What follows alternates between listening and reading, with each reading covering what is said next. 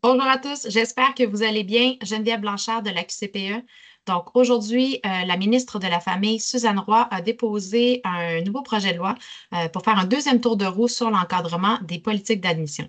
Il s'agit du projet de loi 95 qui a été déposé aujourd'hui à l'Assemblée nationale.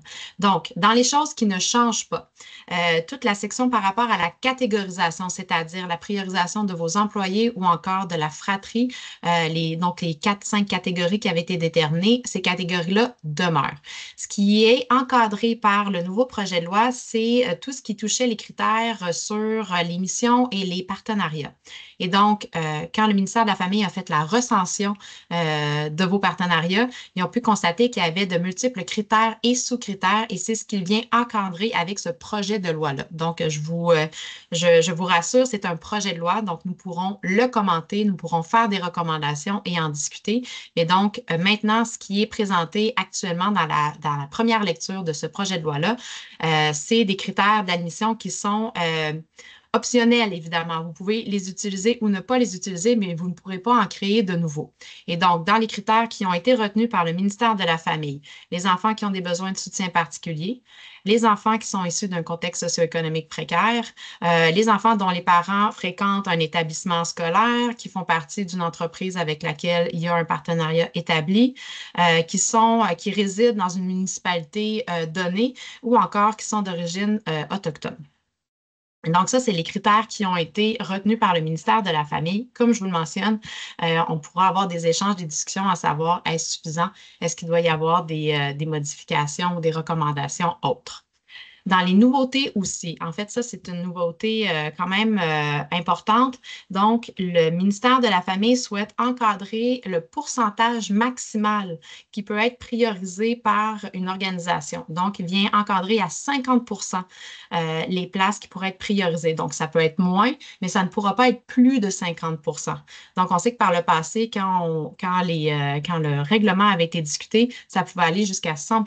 Et donc là, le ministère vient dire, vous avez le droit d'avoir une priorisation dans les 6 critères sous-mentionnés, mais vous ne pouvez pas dépasser le 50. Donc, évidemment, on a posé des questions à savoir comment on pourra vous accompagner, quelles pourront être les conséquences alors qu'on sait que que la recherche d'un partenariat a été vraiment privilégiée dans les années précédentes pour vous permettre de développer des places. Donc, dans les autres dispositions qui sont présentées, il va aussi y avoir un encadrement des ententes. Donc, on souhaite vraiment savoir la contribution. On n'a pas tous les détails, mais il y a des règles qui seront mises en place pour pouvoir encadrer les ententes qui vont être faites là, entre les organisations et les partenaires.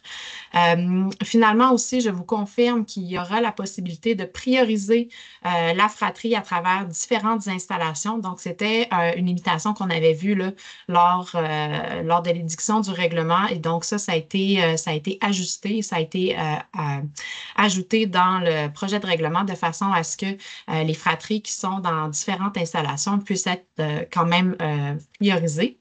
Et finalement, on ne l'attendait pas, mais c'est une nouveauté et on pourra en discuter aussi plus largement.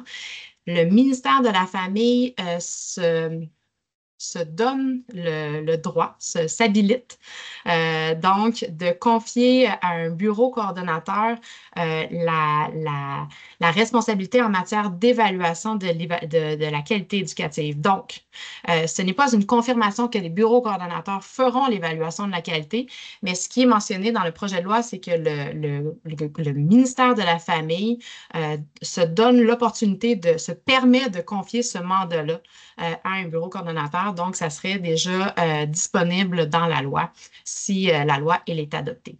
Et donc, évidemment, on ne manquera pas de vous consulter sur ce projet de loi-là.